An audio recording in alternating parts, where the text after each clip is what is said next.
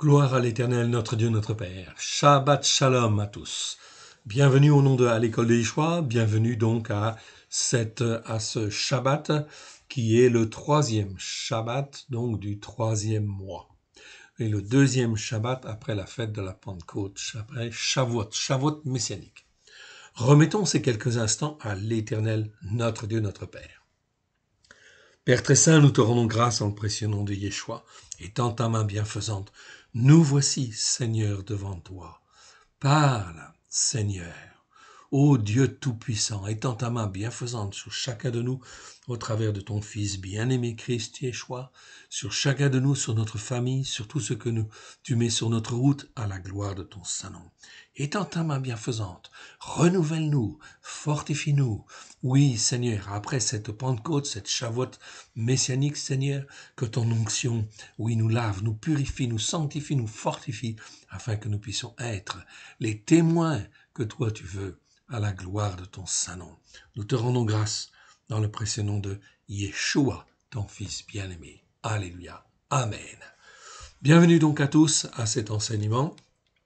Comme vous le voyez en fait à l'écran, nous sommes donc le troisième mois. Okay, je pense que vous voyez bien, j'ai changé en fin de compte de machine, donc effectivement c'est un petit peu plus grand, donc j'espère que vous le voyez mieux, etc.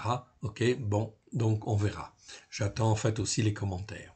Donc ici, troisième Shabbat, donc de ce troisième mois, et nous allons aborder la 36e paracha, Béalotera, quand tu feras monter. Ok. Ici, en fait, cette 36e paracha sera accompagnée, en fait, donc de cette introduction sur Jérémie chapitre 42. C'est donc extrêmement important. Nous allons voir ce chapitre 42 de Jérémie afin de voir qu'est-ce que le Seigneur veut nous apprendre, veut nous dire. Nous sommes après Shavuot, c'est-à-dire après la Pentecôte.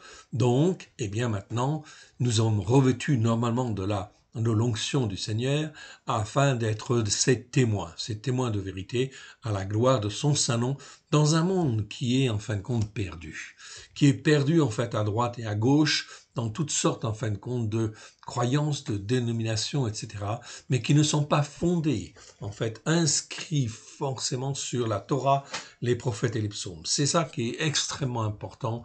Voilà pourquoi le monde n'écoute pas et n'écoute pas et ne met pas en pratique ce que l'Éternel Dieu veut que l'on mette en pratique, avec le cœur, bien évidemment. Quand je parle du cœur, c'est le cœur spirituel, c'est pas le cœur charnel, mais c'est le cœur charnel qui doit se plier en fait à Dieu, s'attacher à Dieu afin de le servir, comme on dit, de tout son cœur, de toute son âme, de tout son esprit. En hébreu, c'est extrêmement important. Nous avons principalement deux mots pour parler du cœur. Nous avons l'évav, qui est plutôt le cœur physique, le cœur charnel en fait aussi, quelque part. Okay. Et nous avons un autre mot, c'est le mot lève. Lève, c'est le cœur. Donc le premier, c'est l'évav. Okay. Et le deuxième, c'est lève. Lève, effectivement, c'est le cœur spirituel qui est formé par la parole de Dieu afin d'être attaché à Dieu, rester en fait attaché à Dieu. Et ce cœur, en fin de compte, doit dominer. Ok. Voilà. Ok. J'ai ajusté ma chaise. Excusez-moi. Ok. Que Dieu vous bénisse et Dieu vous garde. Donc c'est extrêmement important d'avoir un cœur qui soit façonné. Donc quand je donne mon cœur et ma vie à Yeshua, c'est extrêmement important, bien évidemment, de lire la parole de Dieu et de la mettre en pratique. Ainsi, ce cœur spirituel, lève en fait en hébreu, va se former, se façonner, s'attacher en fait à Dieu, à tel point que, en fait, ici, eh bien, il sera inébranlable, en fait, ici quelque part, quelle que soit la situation dans laquelle il peut être plongé, bien évidemment. C'est une entière confiance en Dieu, dans le plan de Dieu, dans la souveraineté en fait de l'Éternel. Imaginez Yeshua qui se trouve effectivement en fait ici dans les épreuves, qui va être crucifié. Est-ce qu'il avait peur d'être crucifié? Non. Okay? Il était dans une pleine confiance, sachant que l'Éternel Dieu est le maître de la vie, le maître en fait ici de toutes les circonstances, qui a toute la puissance en fait ici de Dieu, effectivement, pour ressusciter Yeshua. Amen. Donc c'est extrêmement important. Okay, fondamental, c'est-à-dire quelle que soit la situation, si notre cœur spirituel est formé, nous allons pouvoir résister. Et c'est donc extrêmement important dans les temps qui viennent, car les perturbations vont venir et il faut savoir là où nous devons être et comment nous devons être témoins de l'Éternel Dieu au travers de Christ Yeshua. Allons dans notre chapitre 42 de Jérémie pour voir cette introduction à la paracha 36. Chapitre 42 de Jérémie, Yirmeyahu, ici nous allons donc en fait le lire et le commenter. Il est donc extrêmement important, bien sûr, de bien comprendre en fait ici ce que le Seigneur nous enseigne au travers de Jérémie 42. L'Éternel Dieu veut toujours sauver, veut toujours restaurer, etc. Mais il demande à ce que l'on écoute et que l'on mette en pratique sa parole de Dieu. Bien sûr, sa Torah, ses prophètes et ses psaumes, à la lumière de Yeshua, oui bien sûr. Verset 1 nous dit, tous les chefs des troupes, Yohanan, fils de Karéar, Yezania, fils de Oshéaïa, et tout le peuple, depuis le plus petit jusqu'au plus grand, s'avancèrent. Donc ici, Yohanan, qui est Yohanan? On en a déjà parlé, je vous le rappelle. Ici, donc, je vais descendre, Yohanan, vous avez la définition en dessous. Yohanan, en fait, ici, donc on en parle, en fait, 24 fois dans 24 versets, l'Éternel a gracié, ça veut dire. Donc, c'est un nom qui est tourné vers le Seigneur, oui, bien sûr, comme tous les noms, comme la plupart des noms de la Bible, oui, bien sûr. Yohanan, ici, ce Yohanan, eh bien, il est fils de Karéa. Fils de Karéa, c'est important parce que ça permet en fait de comprendre aussi quelque chose, c'est qu'en fait c'est un chef militaire qui est du temps de Guédalia, qui est un chef militaire du temps de Guédalia. Guédalia, c'est donc le dernier en fin de compte qui a régné sur Juda, en fait ici, que Nebuchadnezzar avait institué, lorsqu'il avait remporté la bataille contre Jérusalem, il avait détruit Jérusalem, eh bien il a institué Guédalia comme en fin de compte gouverneur. Et en fin de compte, eh bien, les chefs de guerre, si je puis dire, les chefs militaires, se sont ralliés, certains se sont ralliés, d'autres ne se sont pas ralliés. Lui, il s'est rallié. Chef, en fin de compte, il s'est rallié à celui que Nebuchadnezzar avait institué. Ces hommes et lui se soumirent à Guédalia, que Nebuchadnezzar avait établi gouverneur de Juda. Il révéla à Guédalia le complot fomenté. Donc il avait en fait entendu dire, et effectivement il savait qu'il y avait un complot qui était en fait mené contre Guédalia. Donc il avertit Guédalia, que Ishmaël, qui lui est de la lignée royale, qui en fin de compte s'était, évadé, s'était enfui chez les Ammonites. Donc, quand il revient en fait ici, Ismaël, il a en fait le complot de vouloir assassiner Guédalia, c'est-à-dire l'homme que Nebuchadnezzar a institué. Mais en fin de compte, Ismaël n'est pas en fait un homme choisi par Dieu, c'est quelqu'un qui est de lignée royale, oui, mais il s'est enfui et il n'écoutait pas Dieu pour faire la volonté de Dieu. Donc ici, il est dans un projet personnel, mais il est de lignée royale. Donc il revient, et il vient en fin de compte pour tuer le gouverneur, en fait ici, institué par Nebuchadnezzar. Lorsque Guédalia ne croit pas effectivement Yohanan. Donc Yohanan, fils de Karéa, c'est important de comprendre que ce sont des gens qui, en fin de compte, étaient là, mais qui étaient toujours fidèles à Dieu quelque part. En fait, ici, ils étaient attachés à Dieu. Ça fait partie des gens qui tournaient autour de Jérémie et qui étaient, enfin, quelque part, fidèles, ou plus ou moins fidèles, plutôt plus fidèles que moins, en fait, ici. Et ils étaient là.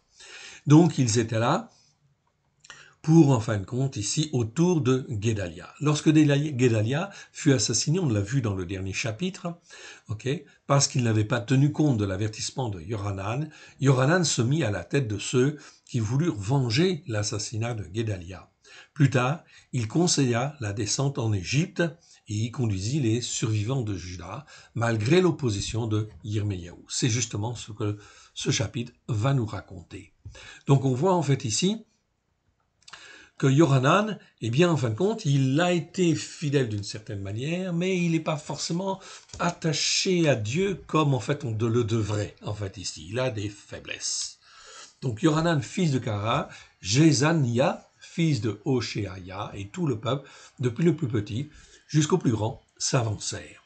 Et ils dirent à Jérémie, Yirmeyahu, le prophète, que nos supplications soient favorablement reçues devant toi, intercède en notre faveur auprès de l'Éternel, ton Élohim, en faveur de tous ceux qui restent, car nous étions beaucoup et nous restons en petit nombre, comme tes yeux le voient. On remarquera dans ce verset qu'ils viennent voir Jérémie et ils disent en fait l'Éternel, ton Élohim.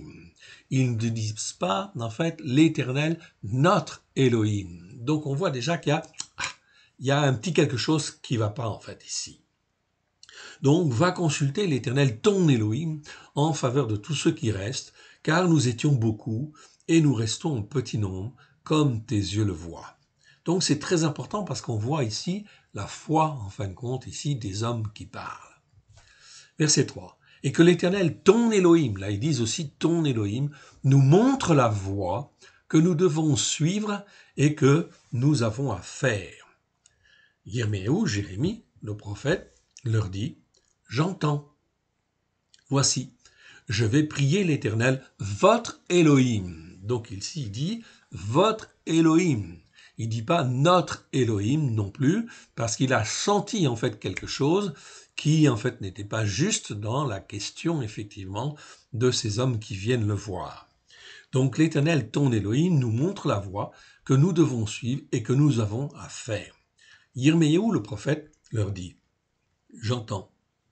Voici, je vais prier l'Éternel, votre Élohim, selon votre demande, et je vous ferai connaître sans rien vous cacher tout ce que l'Éternel vous répondra.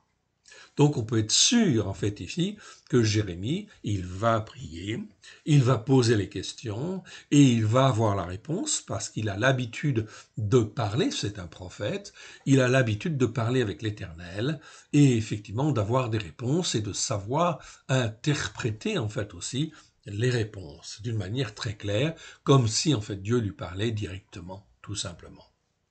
Verset 5. Et il dira à Jérémie, que l'Éternel soit contre nous, un témoin de vérité et fidèle, si nous ne faisons pas tout ce que l'Éternel, ton Élohim, te chargera de nous dire. Là encore, ils utilisent l'expression ton Élohim. Mais ils prennent un engagement en fait ici. Okay? Que l'Éternel soit contre nous. Okay? Un témoin de vérité et fidèle, si nous ne faisons pas tout ce que l'Éternel, ton Élohim, te chargera de nous dire. Donc, ils sont dans une bonne intention, on le voit, et Jérémie, qu'est-ce qu'il fait? Eh bien, il ne fait pas autre chose que de poser en fait la question, en fait, au Seigneur, et il aura la réponse. Ça va lui prendre une dizaine de jours à peu près pour bien comprendre en fait la réponse de l'Éternel. Verset 6. Que ce soit du bien ou du mal, nous obéirons à la voix de l'Éternel, notre Élohim. Là, ils disent notre Élohim. Vers qui nous t'envoyons, afin que nous soyons heureux si nous obéissons à la voix de l'Éternel, notre Élohim. Donc là, on peut parler de communion spirituelle. J'aime pas trop le terme communion, mais ils sont en fin de compte dans une même idée en fait ici quelque part. Et en fait, il semble quelque part, il y a un côté de leur cœur qui, en fin de compte ici, souhaiterait en fait marcher avec Jérémie et avec l'Éternel. Je dis bien un côté du cœur. Okay? C'est pour cela que le cœur, en fin de compte, c'est extrêmement important qu'il soit façonné, formé pour être attaché à Dieu. C'est-à-dire du lévav, c'est-à-dire du cœur physique, du cœur affectif en fait aussi, du cœur de l'être humain en fait ici, en hébreu c'est lévav, eh bien il puisse être formé, façonné pour devenir un vrai lève. Lève c'est un cœur qui est formé, façonné, entièrement attaché en fait à l'éternel Dieu. Il peut être attaché à autre chose, mais c'est pas bon. Ce qui est important, c'est que notre cœur soit façonné, soit à l'écoute de Dieu, et en fait ici, écoute et obéisse au commandement de Dieu. Tout cela commence par l'obéissance et la soumission au commandement de Dieu et effectivement aux enseignements de la Torah des prophètes et des psaumes. Quand je fais le Shabbat, je rentre dans l'obéissance et la soumission. Quand je fais les fêtes de l'Éternel, je rentre dans l'obéissance et la soumission. Mais si je dis, en fin de compte, je ne veux pas faire ces choses-là, parce que, effectivement, ça fait partie, en fin de compte, de l'Ancien Testament, ce sont des choses qui appartiennent aux Juifs, mais qui n'appartiennent pas aux nations, eh bien là, je suis, en fait, ici, dans un modèle de cœur qui n'est pas formé, façonné pour s'attacher à Dieu. Et là, effectivement, c'est sujet à toutes sortes, en fin de compte, de dérives. Oui, bien sûr. Parce que les cœurs ne sont pas affermis sur la Torah, les prophètes et les psaumes. Verset 7. 10 jours après, donc vous voyez, 10 jours après. Cela a demandé 10 jours. 10 jours après, la parole de l'Éternel fut avec Yirmeyahu. Ok? Fut avec Yirmeyahu. Ok. Donc, fut avec Yirmeyahu, c'est pas fut adressé, hein, c'est fut avec Yirmeyahu.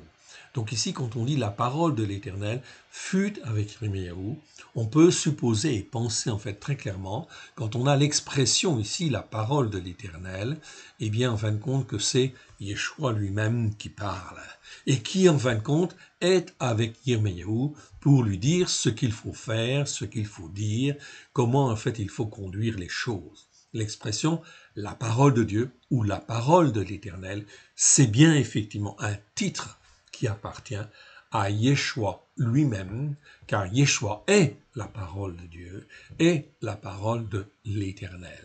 C'est pour ça qu'en fin de compte, ici, on peut dire que Yirmeyahu, Jérémie, il connaissait Yeshua, oui bien sûr. Il ne connaissait pas forcément le nom de Yeshua, mais il connaissait en fait ici ce que Yeshua était, la parole de l'Éternel. C'est donc extrêmement important chaque fois que vous voyez cette expression, la parole de l'Éternel, okay, notamment chez les prophètes, quand c'est écrit en fait ici dans nos traductions, la parole de l'Éternel fut adressée à un tel, Jérémie, ou en fait Ézéchiel, ou Ésaïe, eh bien vous n'avez jamais dans le texte hébreu, vous n'avez jamais le terme adressé. C'est toujours fut avec Ésaïe, fut avec Ézéchiel, fut avec Jérémie. Donc on voit très bien en fait ici que Yeshua, okay, il existait depuis en fait le commencement et en fait il s'occupait des hommes de Dieu, okay, des hommes de foi en fait ici, ceux qui marchaient par la foi, eh bien savaient tous qu'un jour le Messie en fait viendrait et que le Messie en fin de compte c'est en fait ici la parole de Dieu qui est à la droite du Père. Oui bien sûr. Donc ils avaient comment dire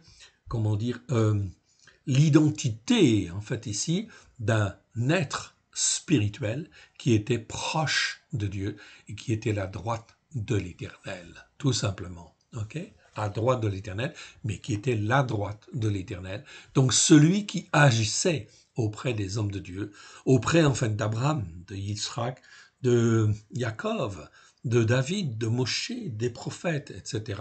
Toujours là. Yeshua était toujours présent. Il n'était pas venu en fait en tant qu'homme, mais il était la parole de Dieu. Il était la parole de l'Éternel. C'est une notion extrêmement importante. Il faut que ça se forme dans notre tête. Il faut que ça descende dans notre cœur, mais dans notre cœur spirituel, dans le lèvre. Quand je comprends en fin de compte cette dimension-là, alors là, en fait, les Écritures revêtent une dimension, en fait, une autre dimension extraordinaire, où là, on est en fait très proche, en fin de compte, de l'Éternel Dieu, au travers de Yeshua, qui nous a rachetés, qui, en fin de compte, a tout fait, en fait, ici, pour que nous puissions être avec lui, un avec le Père. Il le dit dans Jean chapitre 17.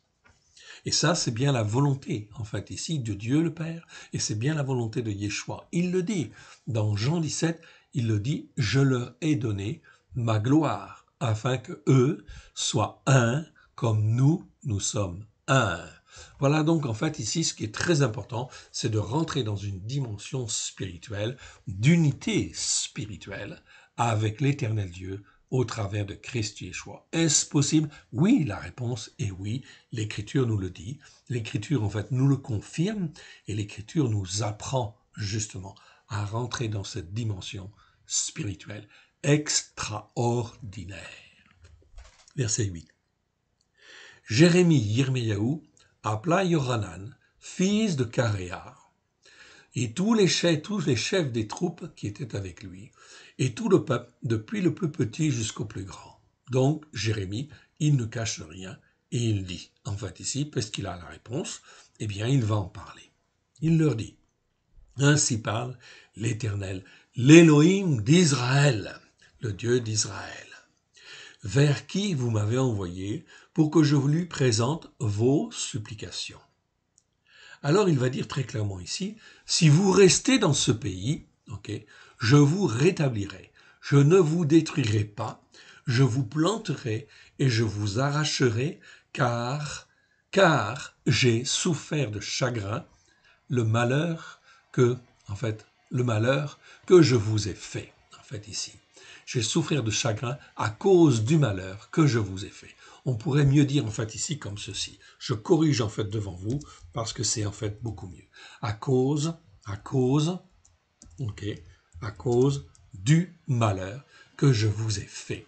Dans nos traductions françaises, Louis II notamment, nous disons en fait ici, c'est traduit « Je me repens du malheur que je vous ai fait ».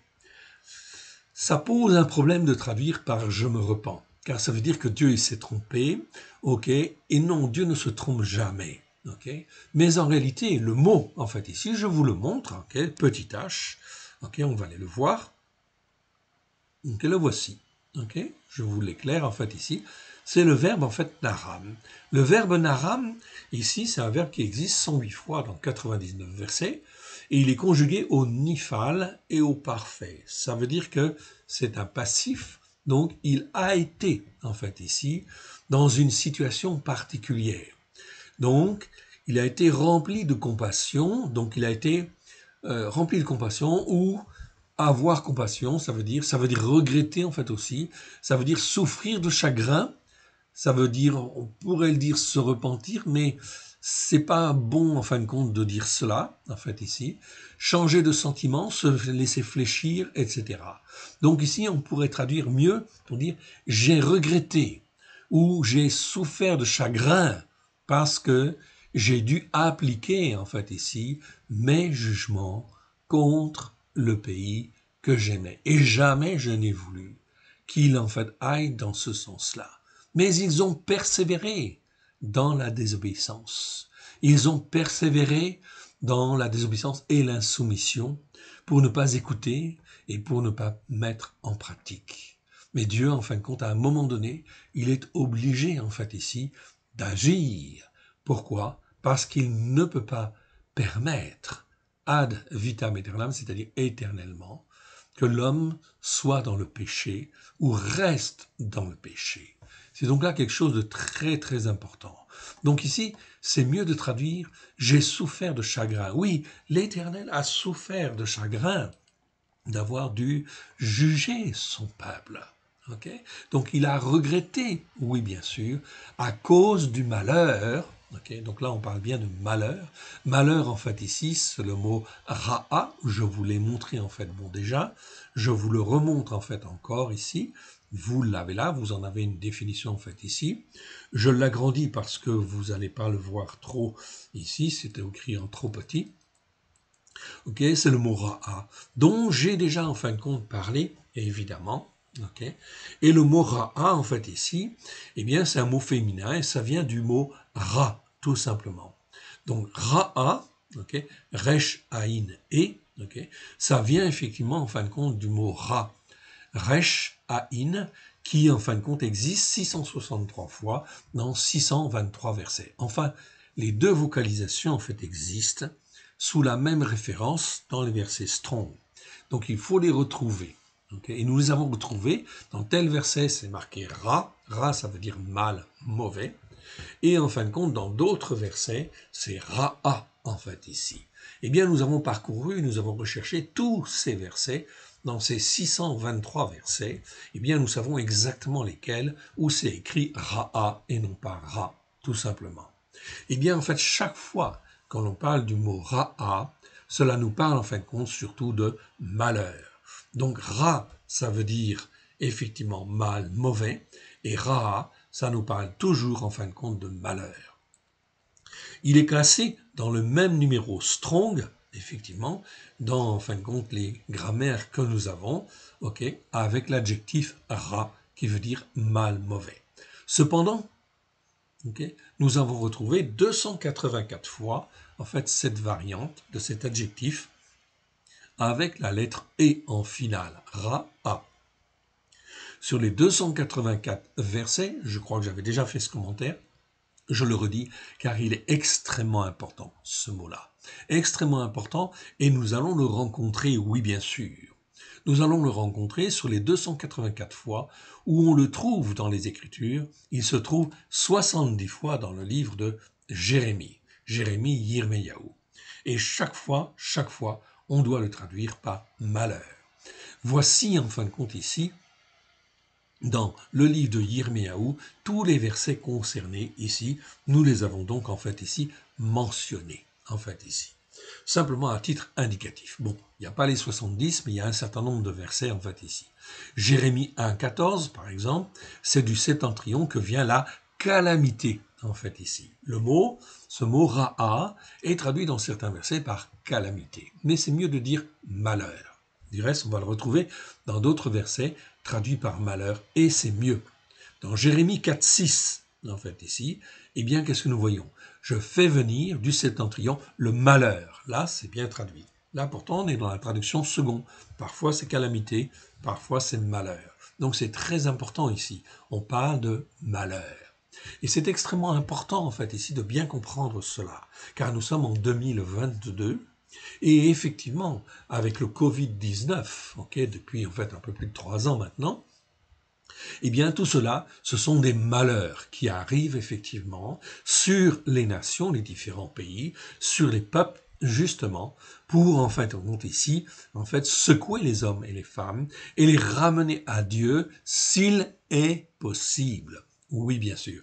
Pourquoi? Parce que cela fait 2000 ans, mon frère et ma sœur, que Yeshua a tout accompli à la croix. Tout accompli pour que les hommes puissent écouter la parole de Dieu et la mettre en pratique. Mais on tourne autour du pot, on interprète à droite et à gauche, etc. Et effectivement, on n'obéit pas et on ne se rend pas obéissant et on ne se soumet pas à l'Éternel Dieu. Alors, résultat des courses, au bout d'un certain temps, je dis bien au bout d'un certain temps, c'est Dieu qui est souverain là-dessus, eh bien le malheur en fait va venir. Le malheur va venir sous différentes formes, on le verra tout à l'heure, en fait ici sous forme de fléaux, oui bien sûr, qui sont clairement nommés chez les prophètes. C'est l'épée, c'est en fait la famine, et c'est en fin de compte ici la peste. Oui bien sûr. La peste d'une manière générale, c'est pas la peste que l'on connaît en fait ici. La peste, c'était en fait ici une sorte de maladie contagieuse qui se répand de nation en nation.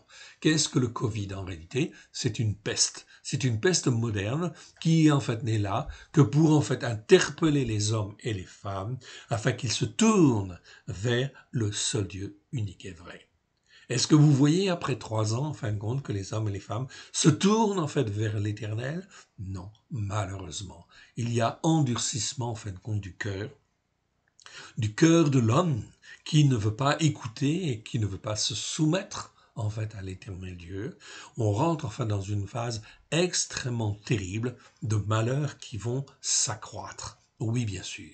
Car après, effectivement, la peste, après le Covid, ça va être aussi la famine, ça va être aussi l'épée. En fait, ici, l'épée, vous le voyez. Tout le monde, en fait, en entend. Avec, en fait, l'Ukraine et la Russie, c'est l'épée, en fait, qui est en train de se répandre. Et la famine, eh bien oui, vous le savez en fait encore, même hier en fait aux nouvelles, on entendait en fait que la Russie allait en fait fermer les portes à l'exportation en fait du blé, alors que la Russie est en fait un des premiers producteurs mondiaux de blé, de céréales. Cela va entraîner des famines à droite et à gauche. Mon frère, ma sœur, nous sommes dans une situation critique en réalité, où l'homme, en fait ici, est interpellé par Dieu, ou doit être interpellé par Dieu, en disant, en fin de compte, en leur disant, en fait ici, repentez-vous, car le règne de Elohim arrive, ou le règne de Elohim est proche. Apprenez à écouter et à mettre en pratique sa parole. Jérémie 6, 19 ici. Ok, on dit bien dans ce verset en fait ici, Jérémie 6, 19 en fait ici, regardez bien en fait ici, 6, 19, vous pouvez aller le voir en fait ici très clairement. En fait, on te dit très clairement, le malheur, c'est le fruit de ses pensées en fait ici. Donc le fruit de ses pensées, c'est-à-dire en fin de compte, il pense comme ceci, il pense comme cela, et puis finalement, cela va attirer en fait ici le malheur. C'est donc extrêmement important en fin de compte ces versets.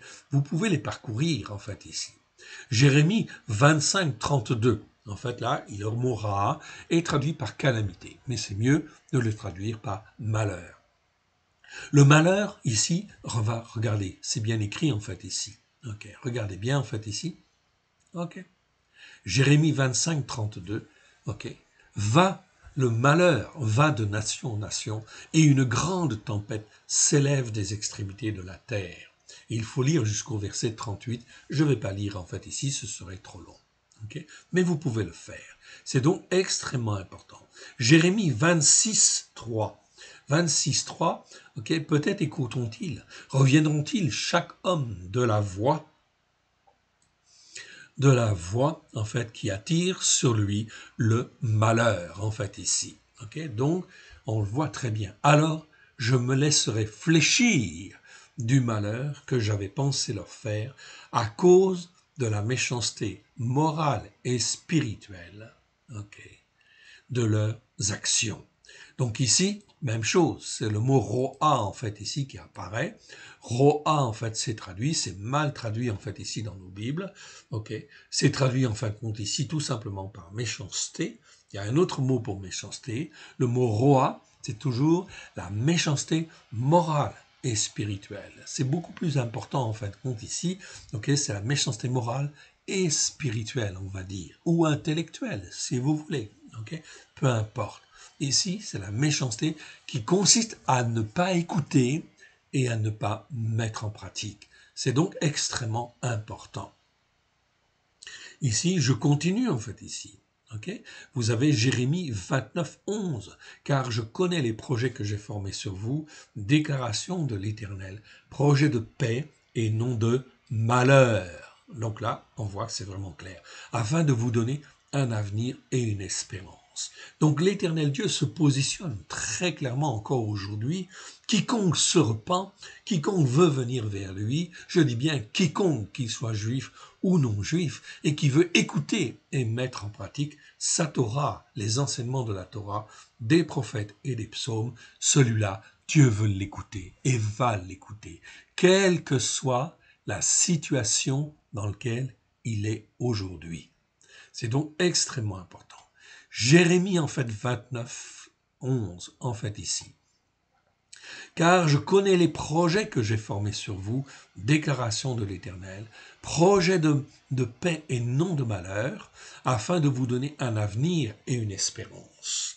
Okay? C'est bien cela encore aujourd'hui. Si nous pouvons parler en fait ici, si nous pouvons en fin de compte ici prophétiser, et si nous pouvons en fait ici expliquer la parole de Dieu, c'est parce qu'il y a de l'espoir. Il y a un avenir et une espérance pour tous ceux qui écoutent et qui veulent mettre en pratique. Il s'agit simplement de se rendre obéissant et soumis à la parole de l'Éternel avec grâce et vérité. Jérémie 32, 32, 23. Je vous montre en fait ici. Ils sont venus et ils en ont pris possession, mais ils n'ont pas obéi à la voix, à ta voix. Ils n'ont pas observé ta Torah. Ils n'ont pas fait tout ce que tu leur avais ordonné de faire.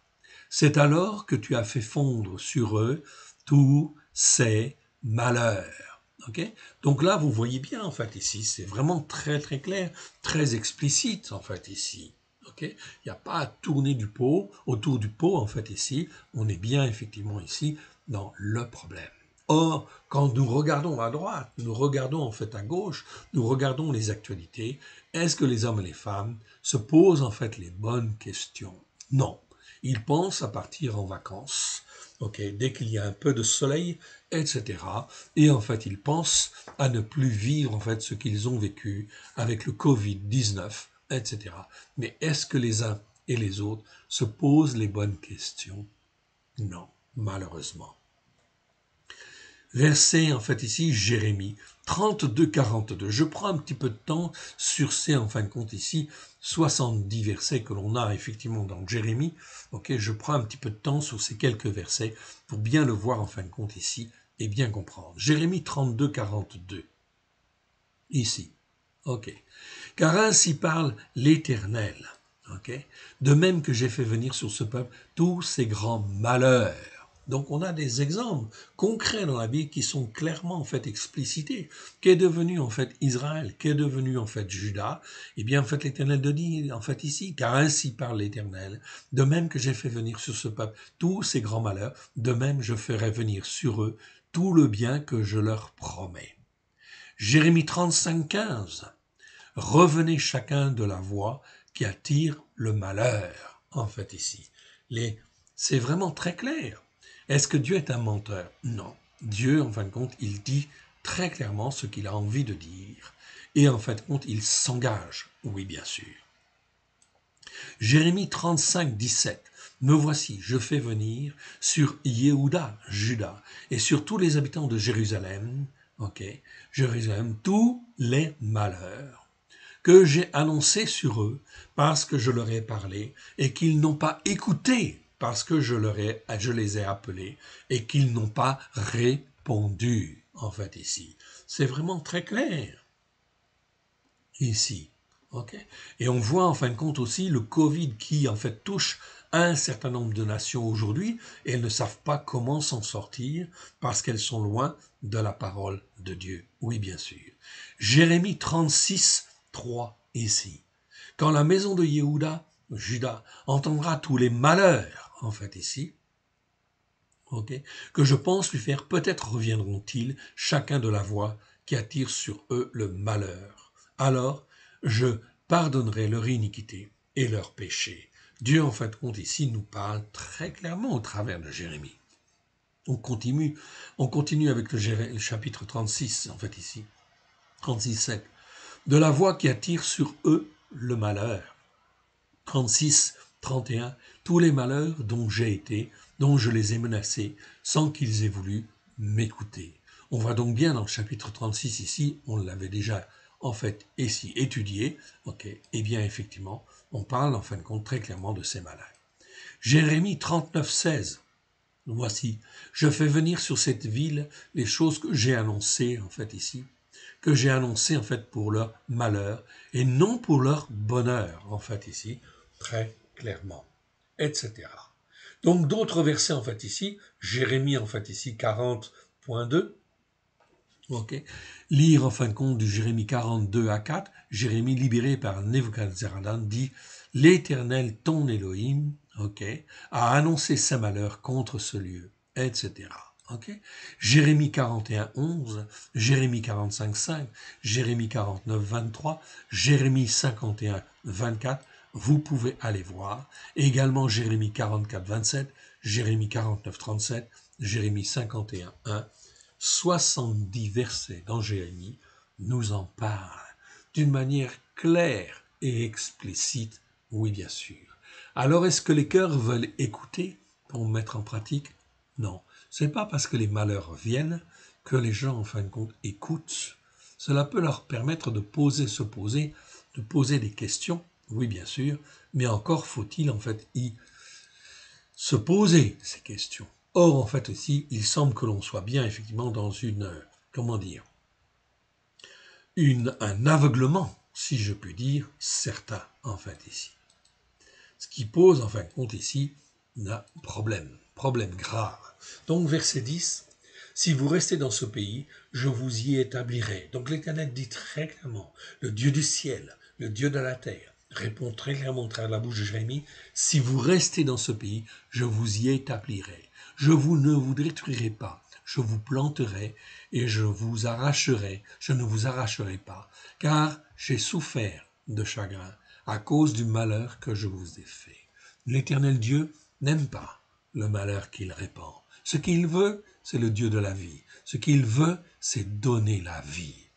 Il veut que ses enfants soient dans la bénédiction et soient joyeux, et dans le bonheur. Mais pour cela, il faut être dans l'obéissance et la soumission, et être attaché à l'Éternel Dieu. Le sacrifice de Yeshua, depuis 2000 ans, est parfait pour nous racheter, pour en fin de compte nous arracher en fait des ténèbres, pour totalement nous délivrer, pour totalement nous donner le salut, et pour en fin de compte, devenir un peuple pour l'Éternel Dieu. Tout est accompli depuis 2000 ans. Il suffit effectivement que les uns et les autres, nous puissions en fin de compte nous repentir, demander pardon à Dieu, répondre en fait à cet appel, repentez-vous car le règne de Dieu est proche, le règne de Elohim est proche. Verset 11, l'Éternel dit, le roi de Babel, il est dans ma main. Ne craignez pas le roi de Babel, dont vous avez peur. Ne le craignez pas, vous êtes un petit nombre, vous n'êtes pas une armée. Ne le craignez pas. Déclaration de l'Éternel, c'est une déclaration officielle. Ne'um Adonai, car je suis avec vous pour vous sauver et vous délivrer de sa main. Donc là, ça nécessite de marcher par la foi. Oui, bien sûr. Je lui inspirerai de la compassion pour vous, et il aura pitié de vous, et il vous laissera demeurer dans votre pays. Mais si vous n'obéissez pas à la voix de l'Éternel, votre Elohim, et si vous dites, nous ne resterons pas dans ce pays, non, nous irons au pays de Mizraïm, donc Dieu connaissait déjà leur intention de cœur, le fond de leur cœur. Non, nous irons au pays de Mizraïm, où nous ne verrons point de guerre, où nous n'entendrons pas le son du chauffard, où nous ne manquerons pas de pain, c'est là que nous habiterons. Ils pensaient en fait ici échapper et s'enfuir en fait en Égypte. Alors, verset 15, le Seigneur dit, « Alors écoutez la parole de l'Éternel, reste de Yehuda. Ainsi parle l'Éternel des armées, l'Élohim d'Israël. Si vous tournez le visage pour aller en Mizraïm, si vous y allez demeurer, l'épée que vous redoutez vous atteindra là au pays de Mizraïm. » Et là, Dieu parle des, en fait, 3 malheurs, des 3 fléaux qui, en fait, ici, engendrent les malheurs. L'épée, c'est-à-dire, en fin de compte, la guerre, c'est-à-dire, en fait, la dispute, la discorde, la division, etc. Tout ce qui est forme, en fin de compte, de violence.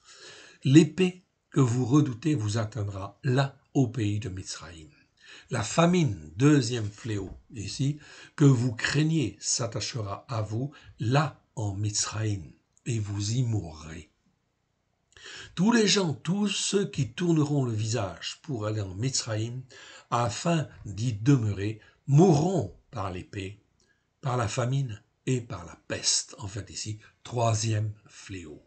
Et nul n'échappera, ne fuira devant les malheurs que je ferai venir sur eux. Ce verset est bien traduit, on est tout à fait conforme dans le message de l'Éternel Dieu au peuple en fait ici qui est en Israël et qui est en fait ici veut s'enfuir en fait en Mizraïm, en Égypte. C'est exactement la même chose avec nous aujourd'hui. Aujourd'hui, nous sommes en France, nous sommes installés là où nous sommes. Et il est extrêmement important de ne pas fuir devant l'ennemi. C'est extrêmement important car l'Éternel Dieu nous appelle à être des témoins de sa vérité. Oui, bien sûr. C'est-à-dire des témoins, en fait, comme quoi il faut s'attacher à l'Éternel Dieu, que Christ, en fait, ici, a payé le prix pour qu'on puisse, en fait, ici, être totalement affranchi, être totalement délivré, être totalement sauvé, et, en fait, être un peuple qui soit adopté, formé, façonné pour s'attacher à l'Éternel Dieu. Si effectivement on croit, en fait, à cela, on veut bien croire à ces choses-là, alors nous n'avons rien à craindre là où nous sommes, évidemment. La seule chose, je ne dois jamais partir, je ne dois jamais fuir, sauf si l'Éternel me dit de partir. Regardez Jérémie. Jérémie, il a prophétisé plus de 40 ans. Il est toujours resté en Juda. Oh oui, bien sûr, sur la terre de Juda. Est-ce qu'il a craint, en fait, contre Nebuchadnezzar et ses armées? Non, pas du tout. Il avait une telle réputation que l'Éternel Dieu l'a gardé, l'a protégé, oui bien sûr. Il a été emprisonné, oui, mais par les siens, en fait ici, effectivement, qui étaient furieux contre lui. Mais en réalité, en fait ici, Dieu l'a gardé même en fin de compte dans cette souffrance momentanée. Mais Jérémie est toujours resté fidèle. Si Dieu lui avait dit de partir, il serait parti. Mais Dieu ne lui a jamais dit de partir. Alors il est resté là où il était. C'est donc extrêmement important pour chacun de nous de bien comprendre dans la situation en fait où nous sommes. Nous n'avons pas à déménager si l'Éternel ne nous dit pas de déménager. Nous ne devons pas avoir une attitude de fuite ou de peur en fait ici. Nous devons nous attacher. Nous devons avoir en fait ici seulement la crainte de l'Éternel et d'être là où il veut que l'on soit afin d'être les témoins en fait ici de sa vérité. On continue en fait ici, donc en fait on a vu les trois fléaux, je vous les montre. Raav, ok, je vous l'avais montré en fait, bon déjà, je l'agrandis en fait un peu, en fait ici pour que vous puissiez mieux voir.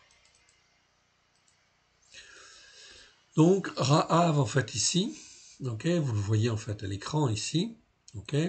Donc Raav, ok, ça nous parle en fin de compte de souffrir de la faim, de la famine. Faim, soit d'un individu ou d'un pays, ok, soit de la parole de Dieu en fait aussi, ok.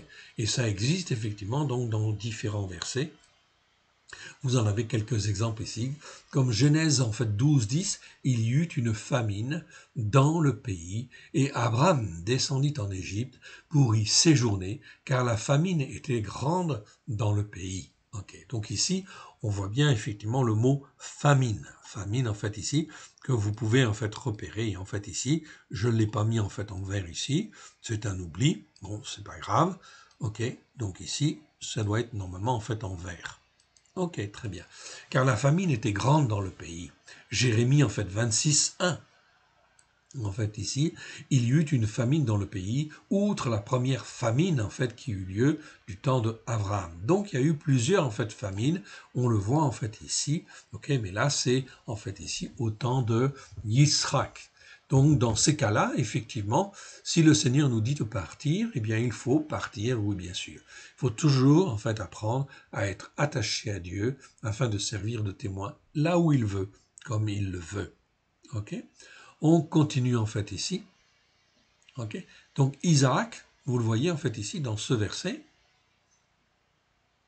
Ok. Ok. Donc, une famine dans le pays. Ok, donc je reviens. Il y eut une famine dans le pays, outre la première famine qui eut lieu du temps de Abraham. Ok, Isaac alla vers Abimelech, roi des Philistins, à Guérar. Ok, parce que le Seigneur lui a conduit et l'a montré, lui montrer qu'il pouvait en fait aller là. C'est donc extrêmement important de faire ce que Dieu en fin de compte nous demande de faire. Ok, Jérémie, Genèse 41, 27. Ok, les 7 vaches décharnées et laides qui montraient derrière la première sont 7 années, et les 7 épis vides et brûlés par le vent d'Orient sont effectivement ici 7 années de famine, en fait ici, en Égypte. Genèse, en fait ici, 41, 30, eh bien on va le voir ici, ok, 7 années de famine viendront après elle, l'on oubliera toute cette abondance au pays d'Égypte et la famine consumera le pays. Ici, famine, donc j'aurais dû le mettre en vert, je le mets en vert devant vous pour que vous puissiez mieux le voir.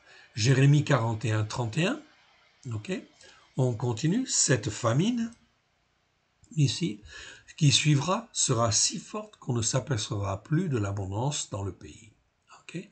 Jérémie 41, 36, ces provisions seront en réserve pour le pays pour les 7 années de famine qui arriveront dans le pays d'Égypte.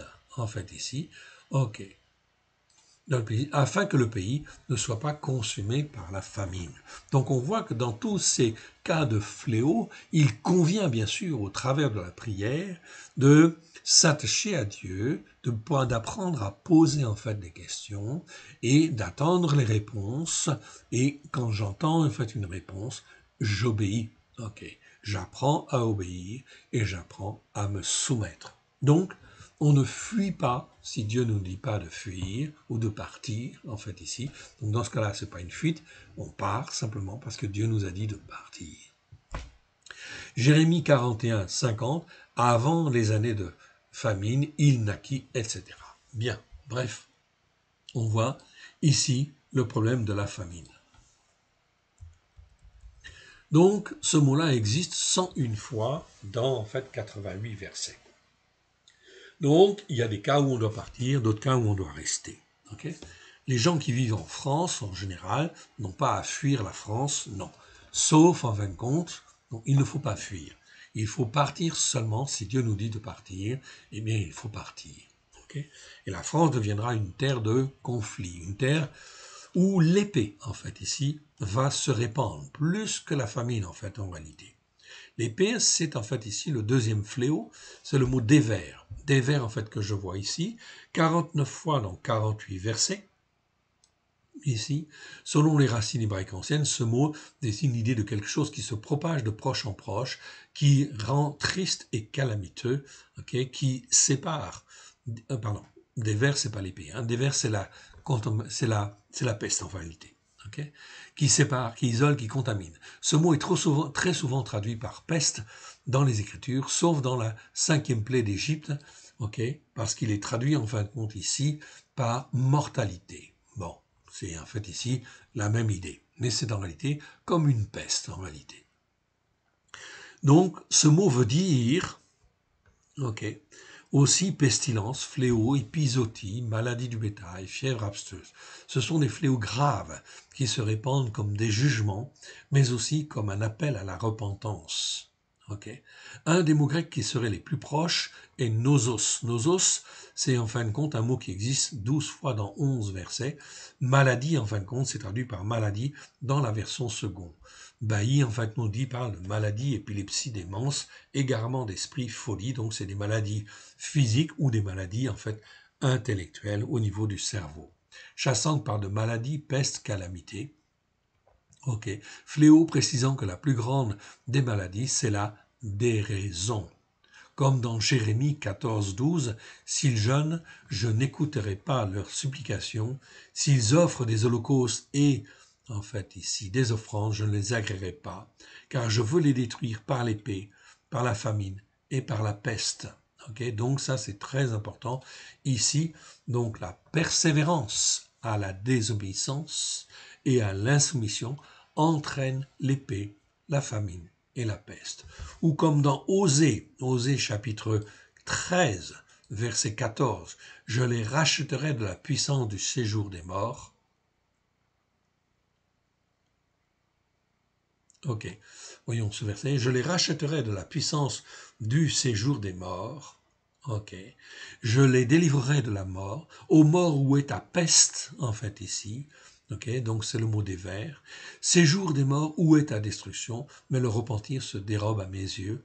Ou encore comme dans Amos. Ici, Amos chapitre 4, verset 10, « J'ai envoyé parmi vous la peste comme en Égypte, j'ai tué vos jeunes gens par l'épée, et laissé prendre vos chevaux. Je fais monter à vos narines l'infection de votre camp. Malgré cela, vous n'êtes pas revenus à moi. » Le but de l'Éternel, dans tous ces fléaux qui se généralisent, c'est toujours en fait un appel à la repentance. D'abord en premier lieu. Quiconque, je dis bien, quiconque se repent, Dieu va le retirer en fin de compte de là. C'est donc extrêmement important. Ces 3 fléaux, j'en arrive en fin de compte ici à la fin. Ces 3 fléaux. Ok.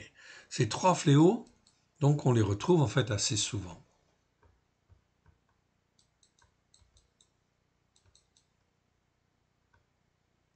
Voilà, très bien. Voilà, je les retrouve en fait ici. Ok, donc je vais sélectionner en fait ici toute cette partie-là. Voilà. Voilà. Les 3 fléaux, l'épée, la famine et la peste, sont mentionnés dans plus de 26 versets, comme des châtiments. Ok, c'est très bien, hein, très clairement en fait exprimé ici. Ok, comme des châtiments à la désobéissance. Ok, à la persévérance dans la désobéissance et l'insoumission.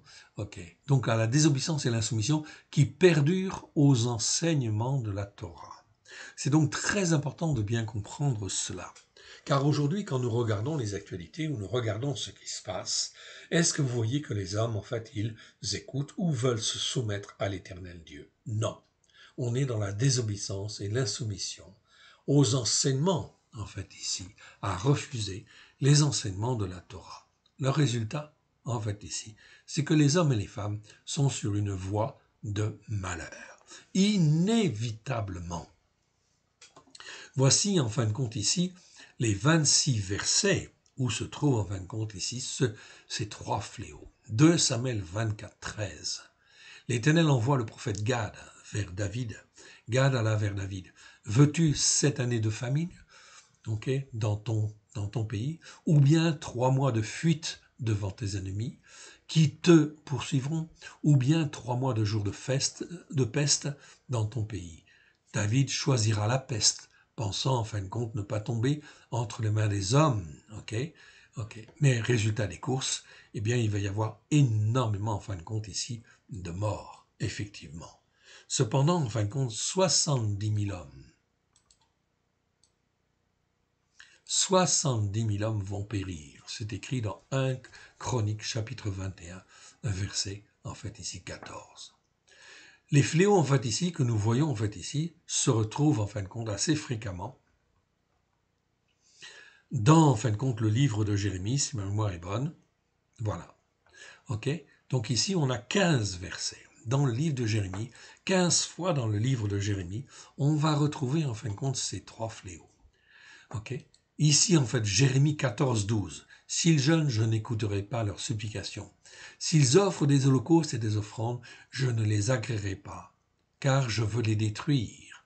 Je veux les détruire par l'épée, par la famine et par la peste.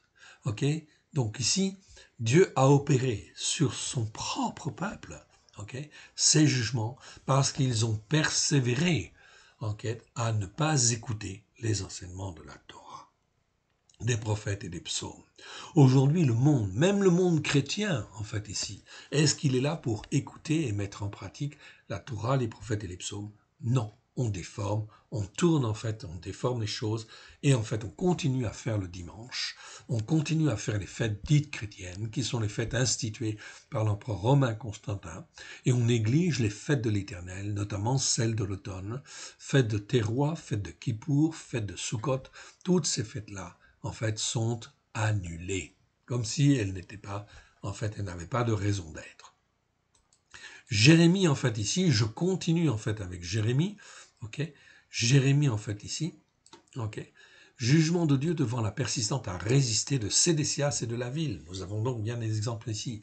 Après cela, dit l'Éternel, je livrerai Sédécias, roi de Juda, ses serviteurs, le peuple, et ceux qui, dans cette ville, échapperont à la peste, à l'épée et à la famine, je les livrerai entre les mains de Nebuchadnezzar, roi de Babylone, entre les mains de leurs ennemis, entre les mains de ceux qui en veulent à leur vie. Nebuchadnezzar les frappera du tranchant de l'épée, en fait ici, il ne les épargnera pas, il n'aura point de pitié, point de compassion. C'est terrible, en fait, ici. Ces versets, en fin de compte, sont absolument terribles. Ce sont des versets de jugement, bien évidemment, que nous devons, en fin de compte, regarder et que nous devons, en fin de compte, lire. Oui, bien sûr, on ne doit pas faire l'autruche, en fait, ici, qui se cache devant le danger. Oui, bien sûr, ces choses vont arriver, malheureusement. Jérémie 21, 9. Ici, nous voyons, en fait, ici, très clairement, voyons ce qui est dit, en fait, ici. Celui qui restera dans cette ville mourra par l'épée, par la famine ou par la peste. Mais celui qui sortira pour se rendre aux Chaldéens, c'est-à-dire aux Babyloniens, qui vous assiège aura la vie sauve, sa vie sera son butin. Jérémie 24, 10. J'enverrai parmi eux l'épée, la famine, la peste, jusqu'à ce qu'ils aient disparu du pays que j'avais donné à eux et à leur père. C'est donc en fait ici quelque chose de terrible. Jérémie 27, 8, en fait ici. Je continue, en fait ici. Si une nation, si un royaume ne se soumet pas, en fait ici, à Nebuchadnezzar, roi de Babylone, et ne livre pas son coup au joug du roi de Babylone, je châtierai cette nation par l'épée, par la famine, par la peste, dit l'Éternel, jusqu'à ce que je l'ai anéanti par sa main. Si on continue dans ce même chapitre, je vous rappelle qu'à partir du chapitre 25, c'est en fait le jugement des nations, en fait ici. Regardez ce qui est écrit en fait ici, pareil, même chose. Pourquoi mourriez-vous, toi et ton peuple, par l'épée, par la famine et par la peste, comme l'Éternel l'a prononcé sur la nation qui ne se soumettra pas au roi de Babylone? L'Éternel Dieu veut-il cela? Non, il dit en fin de compte qu'il veut cela parce que c'est la conséquence, c'est le fruit des pensées des peuples ou des hommes et des femmes qui en fait ont persévéré à ne pas écouter et à ne pas mettre en pratique la parole de Dieu. C'est donc extrêmement important de bien comprendre en fait cela. Jérémie 29, 17. On y va. Ok. Ainsi parle l'Éternel des armées. Ok. Voici, j'enverrai parmi eux l'épée, la famine et la peste. Je les rendrai semblables à des figues, affreuses, qui ne peuvent être mangées à cause de leur mauvaise qualité. On continue? C'est toujours pareil. Regardez en fait ici. Je les poursuivrai par l'épée, par la famine, par la peste. Je les rendrai en fait un objet d'effroi pour tous les royaumes de la terre, un sujet en fait de malédiction, de désolation, de moquerie, d'opprobre parmi toutes les nations où je les chasserai. Mon frère, ma sœur, nous avons un exemple sous les yeux. Le peuple juif a été dispersé parmi toutes les nations du monde et n'est pas toujours très bien vu, effectivement. Il a été soumis à la malédiction, à la désolation, aux moqueries, à l'opprobre parmi les nations, justement à cause, en fin de compte, de leur désobéissance. Jérémie 32, 24. Voici, les terrasses s'élèvent contre la ville et la menacent. La ville sera livrée entre les mains des Chaldéens, donc des Babyloniens, qui l'attaquent. Vaincu par l'épée, par la famine et par la peste, ce que tu as dit est arrivé, tu le vois. Jérémie 32, 36. Regardez en fait encore ici, pareil, c'est le même principe. Et maintenant ainsi parle l'Éternel, les Dieu d'Israël, sur cette ville dont vous dites, en fait, elle sera livrée entre les mains du roi de Babylone, vaincue par l'épée, par la famine et par la peste, etc. Jérémie 34, 17 en fait ici. On va aller même un peu plus loin en fait ici, 24, 17, allez. Ici 34, 17 nous dit, c'est Sédécias, hésite mais ne persévère pas dans la bonne voie. C'est pourquoi ainsi parle l'Éternel, vous ne m'avez pas, point obéi. En publiant la liberté chacun pour son frère, chacun pour son prochain, voici je publie contre vous, dit l'Éternel. Je publie contre vous la liberté de l'épée, de la peste et de la famine. Je vous rendrai un objet d'effroi pour tous les royaumes de la terre. Mon frère, ma sœur, depuis 3 ans déjà, avec le Covid-19 qui s'est répandu partout, en fait, dans le monde, eh bien, nous rentrons dans une période de jugement où l'Éternel livre les nations, en fait, ici, à l'épée, à la famine et à la peste. Oui, bien sûr, nous sommes dans le même type de jugement qu'il y avait, en fait, hier sur Juda. Jérémie 38, 2, à celui qui refuse de se rendre au dominateur choisi par l'Éternel. Ainsi parle l'Éternel, celui qui restera dans cette ville mourra par l'épée, par la famine, par la peste. Mais celui qui sortira pour se rendre aux Chaldéens aura la vie sauve, sa vie sera son butin et il vivra. On voit au travers de cela quelque chose de très important. L'Éternel ne veut pas détruire. Donc là, il propose en fin de compte ici une solution alternative. Vous serez prisonnier, vous allez apprendre en fait l'obéissance et vous allez apprendre la soumission pendant 70 ans en fait ici, quelque part. Jérémie 42 en fait ici. 42 verset 17 et on va continuer en fait ici. On va continuer jusqu'en fait ici. Jérémie 42 en fait ici 17. Cela ne sert à rien de fuir. Tous ceux qui tourneront le visage pour aller en Égypte, afin effectivement d'y demeurer, mourront par l'épée, par la famine, par la peste. C'est ce que nous voyons dans ce chapitre. Et nul n'échappera, ne fuira devant les malheurs que je ferai venir sur eux. Jérémie 42, verset 22. 22, en fait, ici, jusqu'au verset, on peut lire du 19 au 22, mais je ne vais pas lire, en fait, parce qu'on le verra tout à l'heure. Ok? Et ensuite, on continue, en fait, ici, dans Ézéchiel, etc.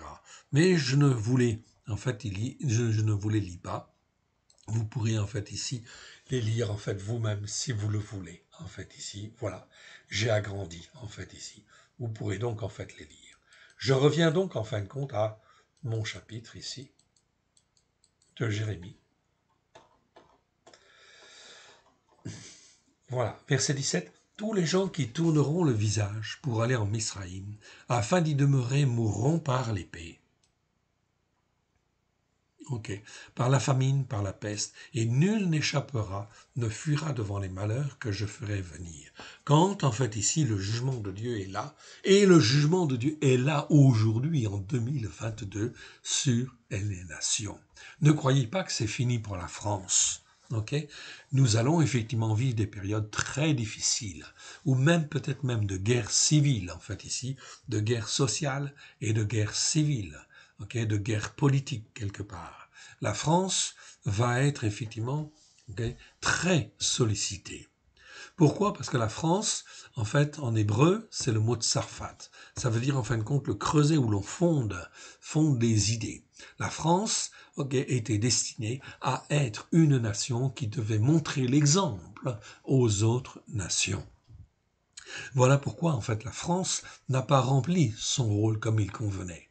La France devait soutenir Israël et, en fin de compte, ici, aider parmi les nations, en fait, ici, à montrer l'exemple pour se tourner vers Jérusalem et, en fin de compte, ici, soutenir Israël et, effectivement, en fin de compte, montrer l'exemple à l'ensemble des nations. La France n'a pas rempli son rôle spirituel.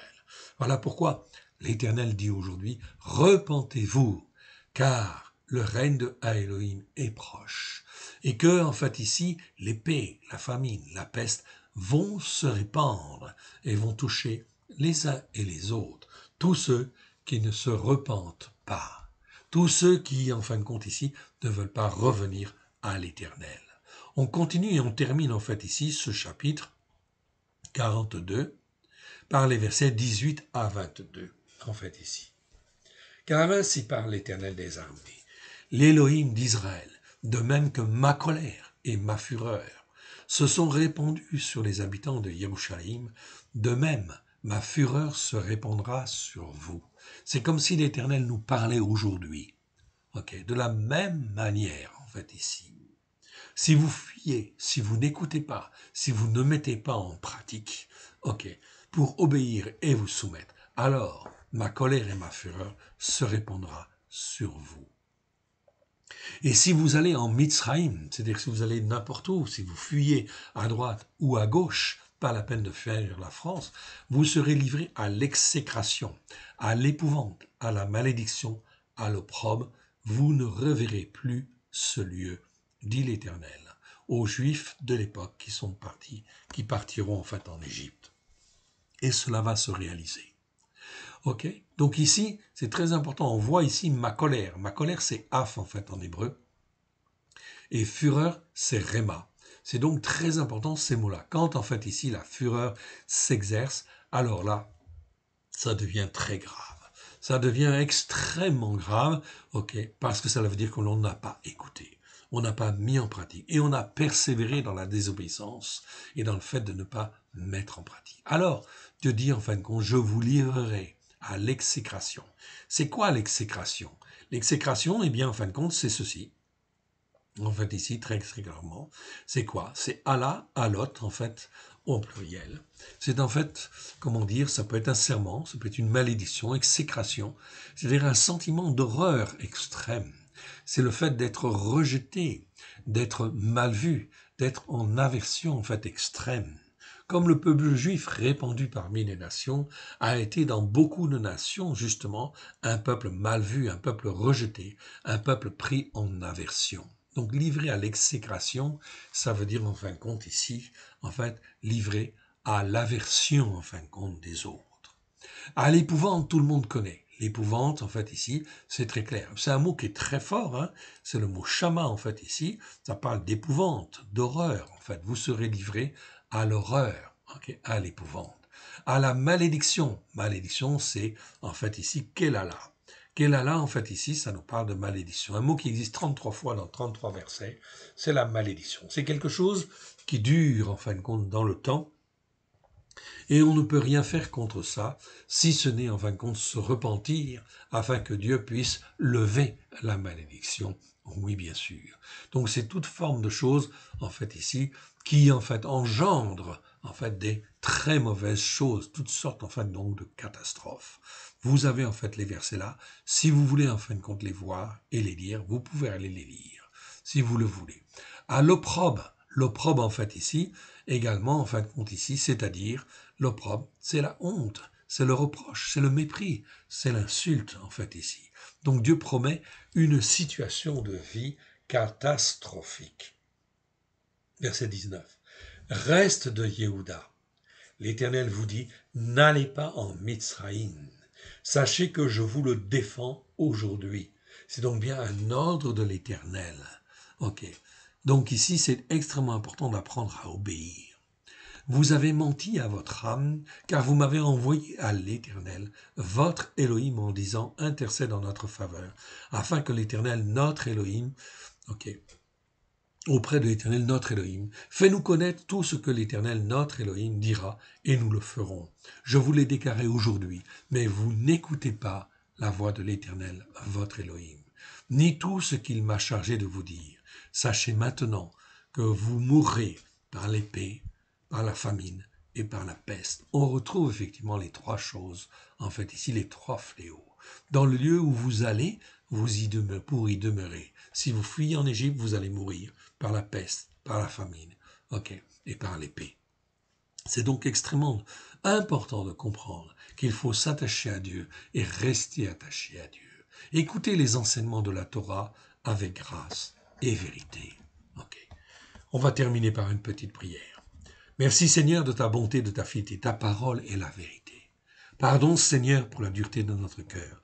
Pardon pour nos pensées, en fait aussi, ou nos manières de penser, qui nous empêchaient en fait de venir vers toi, de nous attacher à toi.